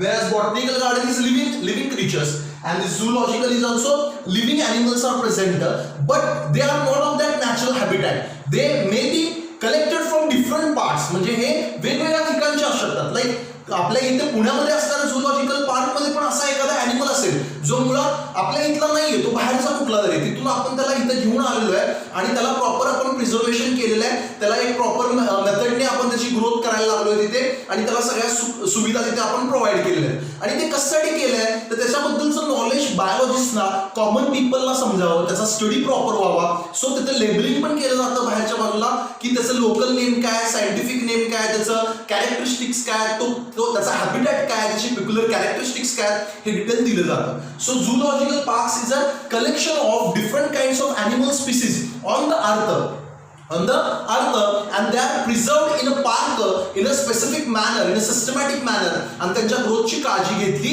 जाते त्या प्रकारे, आणि त्यांची ग्रोथ प्रॉपर घडवून आणली जाते. यासाठी ह्युमन बीइंग्स जे आहेत ते हेल्पफुल राहतात. ह्युमन बीइंग्स त्याला प्रॉपर प्रिझर्वेशनचा एक एन्व्हायरमेंट क्रिएट करतात. म्हणजे जणू काय त्याचा आर्टिफिशियल होमच आहे ते, म्हणजे नॅचरल हॅबिटॅट नाहीये, त्याचा आर्टिफिशियल होम असल्यासारखं आहे, त्याला आपण झूलॉजिकल पार्क्स म्हणतो. So this fourth aid is called zoological park. Zoological park हा फोर्थ एड आपण आता पाहिला, जो क्लासिफिकेशन ऑफ बायोडायव्हर्सिटी किंवा बायोडायव्हर्सिटीचं नॉलेज गेन करण्यासाठी युजफुल आहे. So what is mean by zoological park? काय बोललो आपण? It is nothing but the collection of wild animals. Different kinds of wild animals are present there, आणि त्यांचं प्रोटेक्शन केलं जातं, त्यांची केअर घेतली जाते, त्यांना प्रॉपर फूड दिलं जातं, एक आर्टिफिशियल एन्व्हायरमेंट निर्माण केलं जातं. पण कॅप्टिव्हिटीमध्ये येते, म्हणजे प्रिझनमध्ये. Means it is a collection of different wild animals kept in captivity. What is mean by captivity? ते prison मध्ये त्यांना बंदिस्त ठेवले तिथे, म्हणजे ते फ्री नाही आहेत कुठे पण मूव्ह व्हायला. But the naturalist can study their behaviour, their food, ते काय खात आहेत, त्यांचं बिहेवियर कसं आहे हे स्टडी करायला नॅचरलिस्टला सोपं जातं. जंगलमध्ये, फॉरेस्टमध्ये जाऊन स्टडी करणं थोडंसं डिफिकल्ट आहे, पण जेव्हा ते आपल्या आजूबाजूला ठेवले जातात आणि त्यांच्यावर वॉच ठेवला जातो, तेव्हा नॅचरलिस्ट असतात, बायोलॉजिस्ट असतात, त्यांना त्यांचा स्टडी, त्यांचा इटिंग पॅटर्न असेल, बिहेवियर पॅटर्न असेल, हा जाणून घ्यायला इझियर होतं आणि त्यांच्याबद्दल बरंच नॉलेज गेन होतं. तसंच आपण त्यांचं प्रोटेक्शन पण करतो तिथे. सो झूलॉजिकल पार्क मध्ये त्या ॲनिमल्सचं प्रोटेक्शन केलं जातं, त्यांची केअर पण घेतली जाते. सो त्याला आपण झूलॉजिकल पार्क्स म्हणतो. आता हे सोडून अजून काही एड आहेत. ते एड म्हणजे मोनोग्राफ आहे, मॅन्युअल्स आहेत, कॅटलॉग्स आहेत, फ्लोरा आहे. सो हे सोडून कोणते एड्स आहेत बघा. फिफ्थ वन ज्याला मी म्हणतोय फ्लोरा, त्याच्यानंतर कॅटलॉग्स असतील, मोनोग्राफ असेल आणि मॅन्युअल्स असतील. सो हे पण काही एड्स अवेलेबल आहेत बघा. फ्लोरा, कॅटलॉग्स, मोनोग्राफ्स, मॅन्युअल्स, हे तर आहेतच आपल्याकडे. फर्स्ट वन हर्बेरियम बोललो आपण, second botanical gardens, third museums, fourth आताच आपण झूलॉजिकल पार्क्स बोललो, फिफ्थ वन आहे flora, sixth catalogues, monographs and manuals. So हे पण आपला एड म्हणून अवेलेबल आहेत to study the biodiversity present on the earth. फ्लोरामध्ये प्लांटचे स्पेसिमन्स असतात. Flora means completely plant specimens. Catalogues मध्ये माहिती, इन्फॉर्मेशन अवेलेबल असते. मोनोग्राफ्स एका ठराविक स्पीसीजचं रिलेटेड डिटेल स्टडी मोनोग्राफ मध्ये असतो. एखाद्या स्पीसीजची जी कम्युनिटी आहे स्पेसिफिक, त्याचा डिटेल स्टडीला आपण मोनोग्राफ्स म्हणतो. आणि मॅन्युअल्स मध्ये पण डिटेल स्टडी अवेलेबल असतो वेगवेगळ्या स्पीसीजचा. सो हे काही वेगळे एड पण अवेलेबल आहेत, फ्लोरा, कॅटलॉग्स, मोनोग्राफ आणि मॅन्युअल्स. तसंच बायोडायव्हर्सिटी पार्क्स पण असतात. Biodiversity parks. सो बघूया आपण बायोडायव्हर्सिटी पार्क्स कशाला म्हणतात हे पण शिकणार आहे आता. जसं मी इथे काय बोललो, दिस इज बॉटनिकल गार्डन, म्हणजे इथं फक्त प्लांट प्लांट स्पीसीज आहेत. इथं प्लांट स्पीसीज आहेत. ह्युमन बिंग्सनी वेगवेगळ्या पार्ट मधून कलेक्ट केलेत प्लांट स्पीसीज आणि सिस्टमॅटिक मॅनर मध्ये ग्रो केलेत. त्याला बॉटनिकल गार्डन म्हणतो. ह्युमन बिंग्सने वाईल्ड अॅनिमल्स वेगवेगळ्या पार्ट मधून कलेक्ट केलेत आणि एका कॅप्टिव्हिटीमध्ये म्हणजे प्रिझन मध्ये त्यांना ठेवलंय. त्यांची केअर घेतायत आणि नॅचरलिस्ट लोकांना त्यांचा बिहेवियर पॅटर्न, फूड काय खातात ह्याचा पॅटर्न शिकायला मदत होतीये. अशाला आपण झूलॉजिकल पार्क्स म्हणतो. तसंच आता झूलॉजिकल पार्क्स मध्ये फक्त अॅनिमल्स असतात, बॉटनिकल गार्डन मध्ये फक्त प्लांट्स असतात. पण बायोडायव्हर्सिटी पार्क्स पण ह्युमन क्रिएटेडच आहेत. बायोडायव्हर्सिटी पार्क्स पण ह्युमन क्रिएटेड आहेत, जे नॅचरल फॉरेस्ट नसून आर्टिफिशियल फॉरेस्ट आहे. म्हणजे बायोडायव्हर्सिटी पार्क्स हे आर्टिफिशियल फॉरेस्ट आहेत, जिथं वेगवेगळे प्रकारचे प्लांट स्पेसिमन्स आणि अॅनिमल स्पेसिमन्स जे एकमेकांवर सस्टेन करतात असे स्पेसिमन्स एकत्र आणून एक प्रकारचं बायोडायव्हर्सिटी पार्क डेव्हलप केलंय. म्हणजे एक प्रकारचं फॉरेस्टच डेव्हलप केलंय. बट ते फॉरेस्ट नॅचरल हॅबिटॅट नाहीये, तो फॉरेस्ट क्रिएटेड आहे. तो फॉरेस्ट काय created. So biodiversity park is nothing but a kind of assembling a kind of plants and animals assemblage आहे ते, जे वेगवेगळे प्लांट्स अॅनिमल्स एकमेकांवर सस्टेन होऊन इकॉलॉजी किंवा एक इकोसिस्टम डेव्हलप होऊ शकते तिथं, लोकल लेवलची इकोसिस्टम. अशा प्रकारचं पार्क डेव्हलप केलं आहे. त्याला बायोडायव्हर्सिटी पार्क म्हणायचं. Means it is a combination of botanical garden and zoological park असं म्हटलं तरी चालेल. बायोडायव्हर्सिटी पार्क हे फक्त स्पेसिफिक प्लांटसाठी नाहीये किंवा स्पेसिफिक अॅनिमलसाठी नाहीये, हे पूर्ण कम्युनिटीसाठी आहे. म्हणजे प्लांट अँड अॅनिमलची कंबाईंड कम्युनिटी जे एकमेकांवर सस्टेन करतील आणि एक इकोलॉजी डेव्हलप होईल, एक लोकल इकोलॉजी डेव्हलप होईल, एक इकोसिस्टम डेव्हलप होईल. अशा प्रकारचे एक आर्टिफिशियल फॉरेस्टच म्हणू शकतो आपण याला. त्याला बायोडायव्हर्सिटी पार्क्स म्हणतात. ओके, सो हे सगळ्या प्रकारचे वेगवेगळे एड आपण बघितलेत. First is herbarium, second is botanical gardens, third is museum, fourth is zoological park, flora असेल, कॅटलॉग्स असतील, मोनोग्राफ्स असतील, मॅन्युअल्स असतील, सिमिलरली बायोडायव्हर्सिटी पार्क्स असतील. So flora, catalogs, monographs and manuals are the tools. जसं herbarium, botanical gardens, museums, zoological parks, biodiversity parks हे तर available आहेतच आपल्याकडे. But flora, catalogs, monographs and manuals are the tools available for recording the different information about the biodiversity. बायोडायव्हर्सिटीची वेगवेगळी information आपण याच्यामध्ये record करून ठेवलेली असते. ती रेकॉर्ड केल्यानंतर आपण ती परत कधीही जाणून घेऊ शकतो. लाईक फ्लोरामध्ये काय अवेलेबल असतात तर पर्टिक्युलर एरियामधले प्लांट स्पीसीज जे आहेत, पर्टिक्युलर एरियामधले प्लांट स्पीसीज कुठल्या टाइम एरिया स्पॅन मध्ये ते स्पीसीज तिथं प्रेझेंट होते त्याची डिटेल इन्फॉर्मेशन फ्लोरामध्ये असते.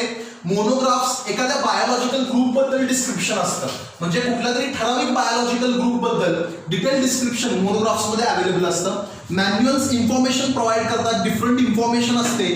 कीज प्रोव्हाइड असतात. कीज म्हणजे काय आपण शिकणार आहे. कीजचा यूज करून आपण आयडेंटिफाय करू शकतो कुठल्या अॅनिमल बद्दल बोललं जातं. कीज म्हणजे काय असतं तर दोन कॉन्ट्रास्टिंग स्टेटमेंट्स असतात.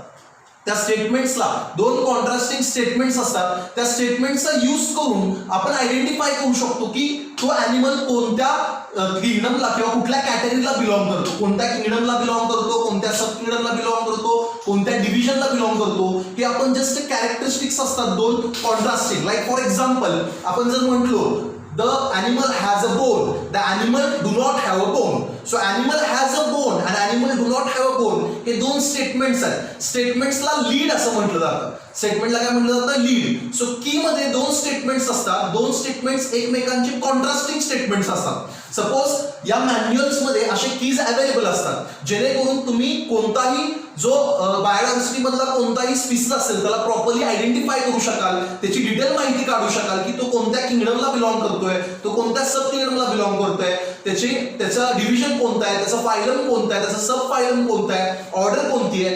हे सगळे जे सब किंगडम हे जे ऑर्डर, स्पीसीज, जीनस हे सगळे जे कॅटेगरीज असतात या प्रत्येक कॅटेगरीसाठी एक स्पेशल की असते. बघा काय म्हणतोय मी, प्रत्येक कॅटेगरीसाठी एक सेपरेट की असते. ती की त्या मॅन्युअल मध्ये अवेलेबल असते. लाईक किंगडम साठी की, सब किंगडम साठीच्या कीज, त्याच्यानंतर फायलम साठीच्या कीज. सो अशा प्रत्येक कॅटेगरीसाठी कीज असतात आणि त्या कीज मध्ये दोन स्टेटमेंट असतात मॅन्युअल मध्ये. दोन स्टेटमेंट कसे असतात कॉन्ट्रास्टिंग असतात. कॉन्ट्रास्टिंग इन सेन्स काय opposite to one another. For example मी आता काय बोललो तर certain animal is there and it has bones और certain animal is there it does not have bones. म्हणजे have bones and does not have bones असे दोन स्टेटमेंट मी बोललो. बरोबर, have bones and does not have bones असे दोन मी statement बोललो. तर ह्याच्यावरून मला कॅटेगराईज करता येईल की या दोन स्टेटमेंट मधला एक ऍक्सेप्टेबल आहे आणि एक रिजेक्टेबल आहे. म्हणजे काहीतरी एक्झॅक्टली तो ट्रू तर आहे किंवा फॉल्स तर आहे. जसं आन्सर ट्रू आणि फॉल्स असल्यानंतर दोन्हीतलं एकच असणार ना, ट्रू असेल किंवा फॉल्स असेल, येस असेल किंवा नो असेल. तसं दोन कॉन्ट्रास्टिंग स्टेटमेंट्स कन्सिडर करायचे आणि त्या स्टेटमेंट मधलं काहीतरी एक करेक्ट असणार. सो त्याचा यूज करून आपण ते क्लासिफिकेशन शिकू शकणार आहे. म्हणजे दोन कॉन्ट्रास्टिंग स्टेटमेंट्सला काय म्हटलं जातं, की म्हटलं जातं. ईच स्टेटमेंटला लीड असं म्हटलं जातं. ईच स्टेटमेंटला काय म्हणायचं, लीड म्हणायचं. ओके, आणि ते स्टेटमेंट कॉन्ट्रास्टिंग असतात, दोघांना कपलेट असं म्हणायचं, दोघांना मिळून कपलेट असं म्हणायचं. So two contrasting statements called as keys are present in manual which help us to identify to which kingdom that organism belongs, to which sub kingdom it belongs. म्हणजे कुठल्या कॅटेगरी मध्ये आहे तो, मग तो किंगडमच्या कुठल्या कॅटेगरी मध्ये, सब किंगडमच्या कोणत्या कॅटेगरी मध्ये. सो प्रत्येक कॅटेगरीला सेपरेट कीज अवेलेबल आहेत आणि त्या कीज मध्ये दोन स्टेटमेंट्स आहेत. प्रत्येक स्टेटमेंटला लीड म्हणायचं आणि दोन्ही स्टेटमेंटला एकत्र कपलेट असं म्हणायचं. त्या दोन्ही स्टेटमेंट मधला एक स्टेटमेंट ऍक्सेप्टेबल असतो आणि एक स्टेटमेंट रिजेक्टेड असतो. ऑब्व्हियसली जो करेक्ट असेल तो ऍक्सेप्ट होईल आणि जो रॉंग असेल तो काय होईल, रिजेक्ट होईल. त्यानुसार मग ती इन्फॉर्मेशन आपल्याला बघायला भेटणार आहे. सो मॅन्युअल्स मध्ये ते प्रॉपरली अरेंज करून ठेवलं जातं जेणेकरून आपल्याला स्टडी करायला इझी जाईल. त्याला पण आपण एड्स म्हणतो. So flora, catalogues, monographs and manuals are nothing but aid. काय ते एड आहे, टूल एड आहे, टूल्स आहेत. ते टूल्स आहेत ज्याच्यामध्ये तुम्हाला काही स्पेसिमन्स किंवा हे बघायला भेटणार नाहीये. जसं हर्बेरियम मध्ये तुम्हाला डेड स्पेसिमन बघायला भेटला प्लांटचा. बॉटनिकल गार्डन मध्ये तर तुम्ही लिव्हिंग स्पेसिमन्स बघितले प्लांटचे.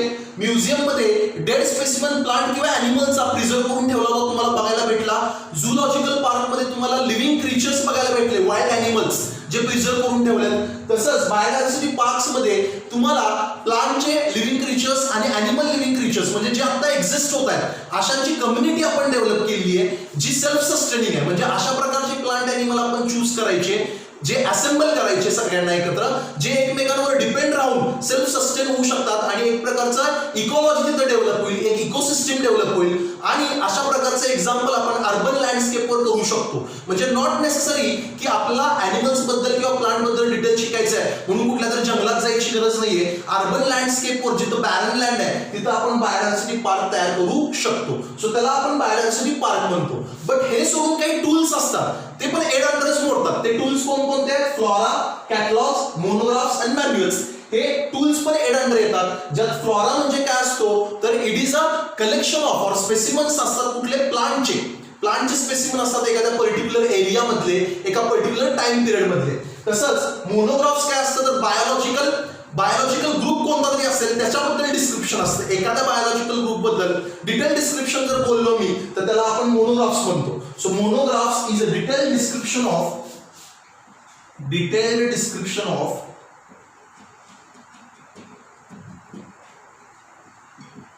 Biological group. कोणत्या तरी एका बायोलॉजिकल ग्रुप बद्दल डिटेल डिस्क्रिप्शन केलं तर त्याला आपण मोनोग्राफ्स म्हणतो. फ्लोरा काय असतो, flora is nothing but collection of species of plant from a particular area in some particular time. कुठल्या तरी पर्टिक्युलर टाइम मध्ये तिथे कोणता फ्लोरा प्रेझेंट होता त्या पर्टिक्युलर एरिया मध्ये त्याचं कलेक्शन असतं फ्लोरा.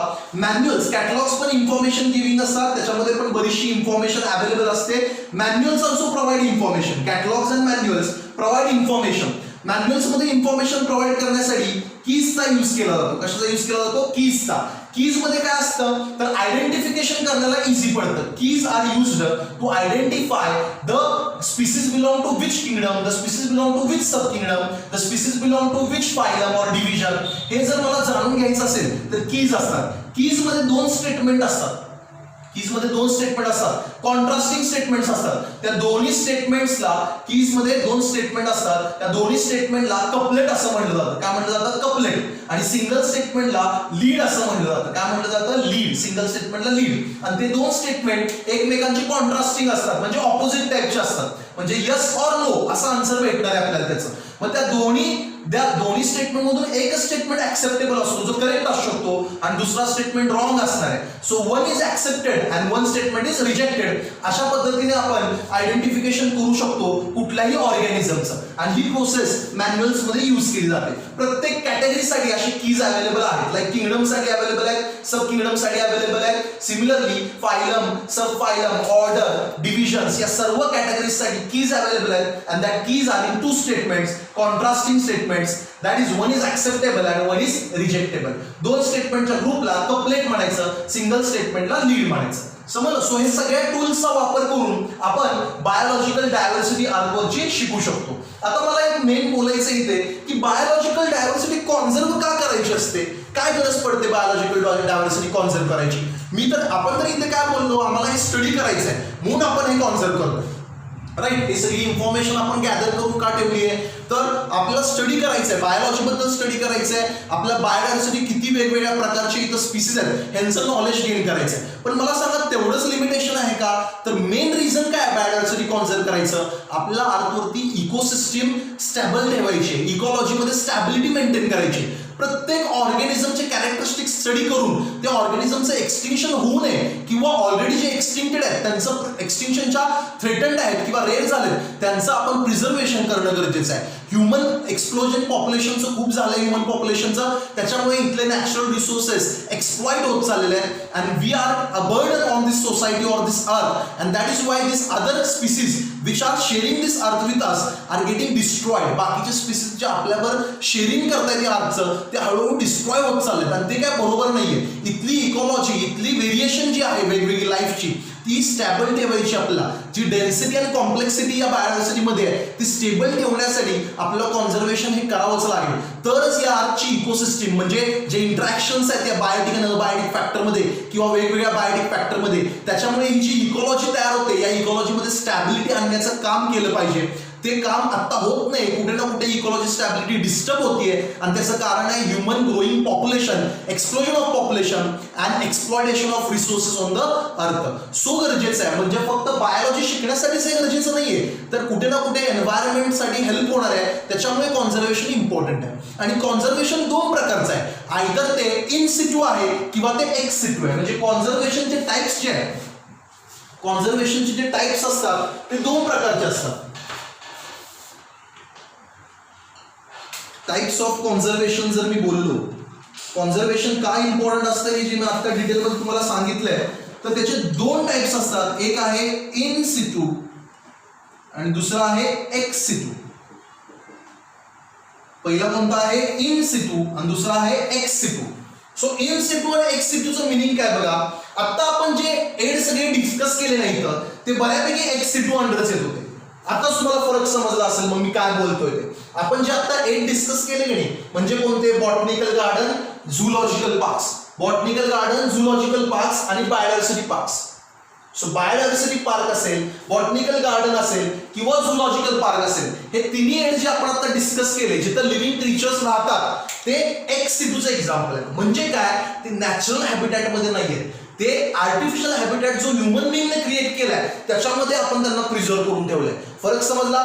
इन सिटू म्हणजे काय, natural habitat.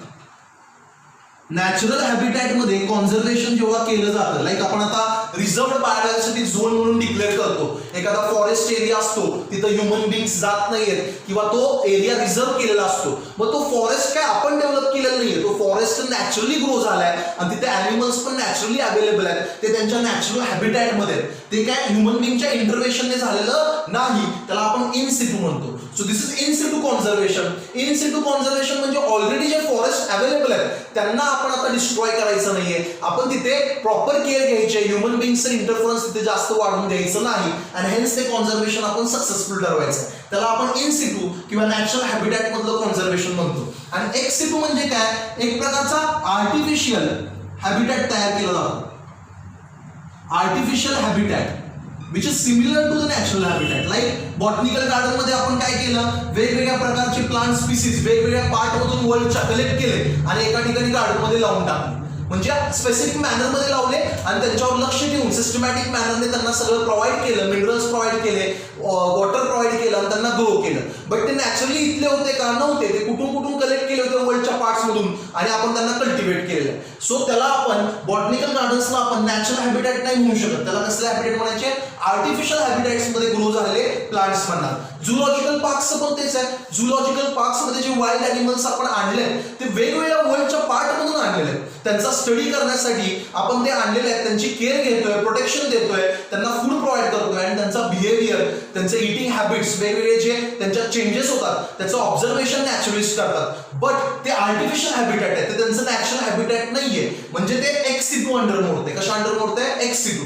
Similarly biodiversity parks जे अर्बन लँडस्केपला तयार केले जातात, जे मिक्सचर आहे बॉटनिकल गार्डन आणि झुलॉजिकल पार्कचं, एक इकॉलॉजी तयार करतोय आपण. म्हणजे काय तयार करतोय? प्लांटचे स्पेसिमन्स आणि ॲनिमलचे स्पेसिमन्स जे आहेत, म्हणजे लिव्हिंग प्लांट्स आणि लिव्हिंग ॲनिमल्स आपण एका ठिकाणी असेंबल करून टाकतोय, जे एकमेकांवर सेल्फ सस्टेन करतात, एकमेकांवर डिपेंड राहून ते तिथे जगू शकतात. अशा प्रकारचं एक आर्टिफिशियल जंगलच म्हणून, म्हणजे पार्कच आपण तयार करतोय, आर्टिफिशियल फॉरेस्ट तयार करतोय आणि एखाद्या अर्बन लँडस्केप वरती किंवा बॅरन लँडवरती आपण हे तयार करू शकतो. सो हे पण अंडर एक्स सिटू येत आहे. सो हे पण कशा अंडर येत आहे? Ex situ. आता तुम्हाला क्लिअर समजच असेल, एक्स सिटू आपल्या स्टडीसाठी युजफुल आहे, but actually animals and plants deserve in Situ. म्हणजे या प्लांट्स आणि ॲनिमल्सचं मेन डिझर्विंग प्लेस कुठले आहे? इन सिटू, जिथे आपण डिस्टर्बन्स क्रिएट नाही केला पाहिजे. एक्स सिटू जे कॉन्झर्वेशन्स आहेत ते आपल्या स्टडीसाठी आहेत किंवा बायोलॉजीमध्ये क्लासिफिकेशन करून वेगवेगळ्या स्पीसीज बद्दल नॉलेज गेन करायचं आहे, याच्यासाठी एक्स सिटू अवेलेबल आहे. पण तिथं पण ह्युमन बिंग्सनी प्रॉपर केअर घ्यायला पाहिजे. बॉटनिकल गार्डन्सचं मॅनेजमेंट प्रॉपर झालं पाहिजे, झूलॉजिकल पार्क्सचं पण सिमिलरली आणि बायोडायव्हर्सिटी पार्क्सचं पण त्याचप्रमाणे झालं पाहिजे. सो हा फरक कळला तुम्हाला इन सिटू कॉन्झर्वेशन आणि एक्स सिटू कॉन्झर्वेशन मधला. आज आपण बायोलॉजीचा first chapter living world 11th स्टँडर्डचा पाहिलेला आहे. या चॅप्टर मध्ये आपण काय डिस्कस केलंय तर basic principles of living world काय असतात, लिव्हिंग बिंग्स कोणाला म्हणायचं, तसंच लिव्हिंग वर्ल्ड शिकताना म्हणजे ही बायोडायव्हर्सिटी शिकताना क्लासिफिकेशन करणं का गरजेचं आहे आणि हे क्लासिफिकेशन झाल्यानंतर बायोडायव्हर्सिटी शिकण्यासाठी काही इम्पॉर्टंट एड आहेत. एड म्हणजे हेल्प भेटते आपल्याला. एड कोणकोणत्या आहेत, लाईक म्युझियम्स वगैरे आपण डिटेलमध्ये शिकलेलो आहे. त्या एड कोणकोणत्या आहेत हे आपण आज शिकलेलो आहे. तसंच कॉन्झर्वेशनचे जे मेथड्स आहेत, इन सिटू आणि एक्स सिटू कॉन्झर्वेशन, यांच्यातला डिफरन्स काय असतो हे पण आपण आज बघितलेलं आहे. या चॅप्टरला नीटमध्ये, हा चॅप्टर नीटमध्ये असणार आहे, तर नीटचे क्वेश्चन्स जे आहेत या चॅप्टरचे ते आपण आता नेक्स्ट लेक्चरमध्ये डिस्कस करणार आहे. सीईटी साठी आणि नीट साठी या चॅप्टर मधले काही बेसिक क्वेश्चन्स तुम्हाला पडू शकतात, ते आपण डिटेलमध्ये शिकणार आहे आणि नंतर आपण नेक्स्ट चॅप्टरकडे जाणार आहे बायोलॉजीच्या.